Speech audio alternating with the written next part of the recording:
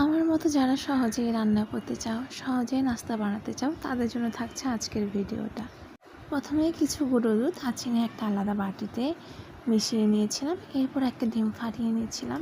এরপর হচ্ছে একটা পাউরুটি ওই যে দুধের বাটিটাতে মিশিয়ে ডুবিয়ে নেব। এরপর হচ্ছে ডিমের মধ্যে একটু করে এপাশ ওপাশ মাখিয়ে নেব ভালো করে।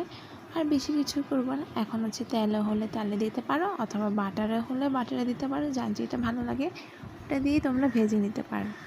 আর এই নাস্তাটা কিন্তু তোমরা বাচ্চাদেরও দিতে পারো, যেহেতু এই যে আমি একটু বেশি ভিজিয়ে নিয়েছিলাম, এই জন্য একটু ওপাশ ওপাশ করতে আমার একটু অসুবিধাই হচ্ছিলো। কিন্তু এই যে দেখো লাস্ট লুকটা, আর এটা কিন্তু খেতেও অনেক বেশি মনে হচ্ছিলো। খুব কম সময় কিন্তু একদম তোমরা এই নাস্তাটা ঝটপট বানিয়ে ফেলতে পারবে, যার কারণে এটা শেয়ার করা তোমাদের সাথে। অনেকে জানো, আবার অনেকে হচ্ছে আজকে ভিডিওটা থেকে হচ্ছে ট্রাই করবা যারা জানো না। আর এটা প্রায় প্রতিটা বাসায় করা হয়, বাচ্চাদের জন্য, বড়দের জন্য। তো আজকে এতটুকু তোমাদের সাথে, কিন্তু আগে আমার কথা আরও অনেক হতে থাকবে এভাবে ছোট ছোট। সবাই ভালো থেকো, সুস্থ থেকো।